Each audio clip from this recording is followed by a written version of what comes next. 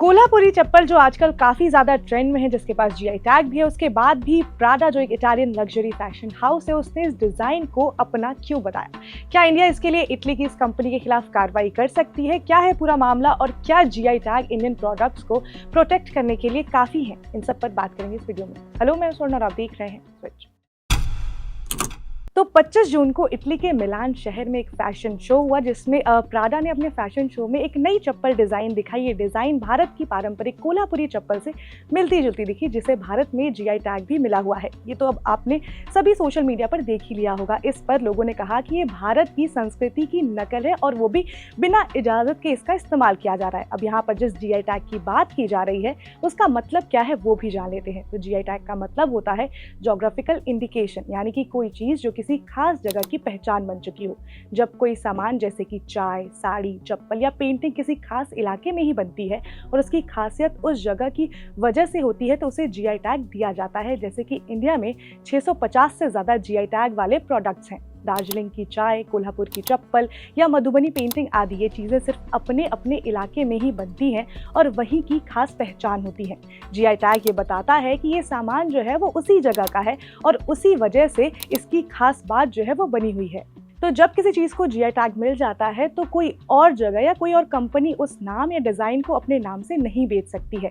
इससे स्थानीय लोगों और कारीगरों को फ़ायदा होता है और क्योंकि उनकी मेहनत और कला की पहचान जो है इससे बनी रहती है। ये टैग उनके काम को कानूनी सुरक्षा भी प्रदान करता है, जिससे उनकी चीज़ों की नकल करना मुश्किल हो जाता है। आसान भाषा में अगर कहें तो जीआई टैग एक तरह का एक स्टैम्प है जो बताता है कि ये चीज़ किसी खास जगह की असली और ख़ास पहचान है। लेकिन जीआई टैग जो है वो ट्रेडमार्क से अलग होता है, क्योंकि ये किसी कंपनी की निजी संपत्ति नहीं होती, बल्कि संबंधित उत्पाद बनाने वाले सामूहिक सार्वजनिक संपत्ति है वो सब होती है। उस एक पर्टिकुलर कम्युनिटी या इलाके के पूरे एरिया से ये जुड़ी होती है, जिसे बेचा या स्थानांतरित या लाइसेंस नहीं किया जा सकता है। जीआई की जो शुरुआत है वो 1883 के पेरिस कन्वेंशन में हुआ था, जिसे बताया गया था कि 1995 में ट्रिप्स यानी कि trade related aspect of intellectual property rights में शामिल किया गया। भारत ने ट्रिप्स के तहत geographical indication of goods registration and protection act 1999 पारित किया था, जो 2003 में लागू किया गया।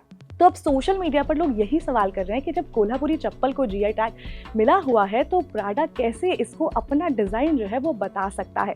कल्चरल मिस अप्रोप्रिएशन जो है वो इसे बताया जा रहा है। बेसिकली कल्चरल मिस अप्रोप्रिएशन ये तब होता है जब आप किसी और जगह या किसी और कल्चर का सामान जो है जो जिसे ट्रेडिशनल नॉलेज बताया जाता है, उसे अपना बताकर इस्तेमाल करते हैं, उससे प्रॉफिट जो है वो कमाते हैं। जैसे मान लीजिए कि कश्मीर का केसर है, उसे जीआई टैग मिला हुआ है, तो अगर कोई और देश कश्मीर के केसर को अपना बताकर अपने देश में बेचता है, तो ये गलत बताया जाएगा, इसे कल्चरल मिस अप्रोप्रिएशन बताया जाएगा। जैसे मधुबनी पेंटिंग हो गई, मान लीजिए कि कोई किसी और देश का कोई व्यक्ति है, वो मधुबनी पेंटिंग को अपने देश ले जाता है और अपने किसी सामान पर उसे प्रिंट करता है और उससे फ़ायदा कमाता है, तो इसे भी कल्चरल मिस अप्रोप्रिएशन कहा जाएगा, क्योंकि उसे जीआई टैग मिला हुआ है।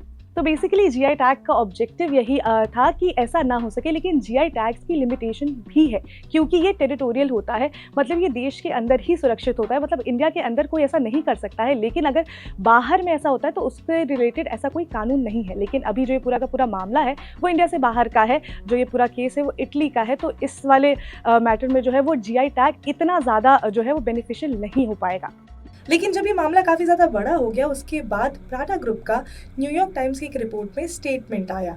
उन्होंने अपने बयान में माना कि भारत के महाराष्ट्र और कर्नाटक के कुछ खास जिलों में बनाए जाने वाले पारंपरिक भारतीय फुटवेयर से प्रेरित सैंडल को मिलान में आयोजित मेंस 2016 स्प्रिंग समर शो में पेश किया गया। कंपनी ने आगे कहा कि वो स्थानीय भारतीय कारीगर समुदाय के साथ बातचीत शुरू करने के लिए तैयार हैं और इस विषय पर वो महाराष्ट्र के अधिकारियों के संपर्क में भी हैं।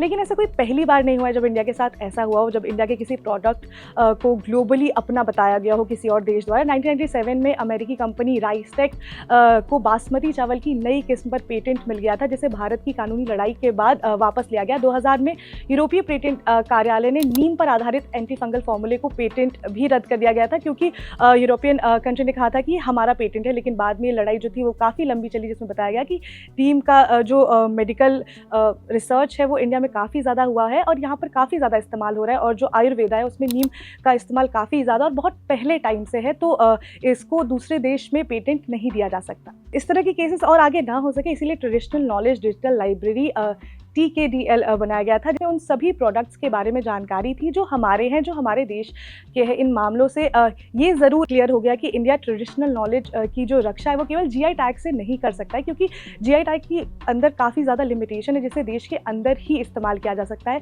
तो इसका एक सोल्यूशन ये हो सकता है कि ट्रेडिशनल नॉलेज डिजिटल लाइब्रेरी का जो दायरा है वो बढ़ाया जाए, जिससे ज़्यादा से ज़्यादा जो पारंपरिक और ट्रेडिशनल नॉलेज है उसको डिजिटली इसमें रखा जा सके, जिससे लोगों को पता चल सके कि जो इंडिया के अंदर की जो चीज़ें हैं जो सिर्फ यहीं पाई जाती वो कौन कौन सी चीज़ें, जिससे कि जो ये कॉपी जो ये नकल करने का जो ट्रेंड है इस तरह की चीज़ें आगे ना हो सके। तो अब आई होप आप ये समझ गए होंगे कि ये GI टैग क्या होता है और क्या ये काफ़ी है जो कल्चरल नॉलेज है उसको प्रोटेक्ट करने के लिए। तो अगर आपको ये वीडियो इन्फॉर्मेटिव लगी हो तो लाइक करें, शेयर करें, सब्सक्राइब करें।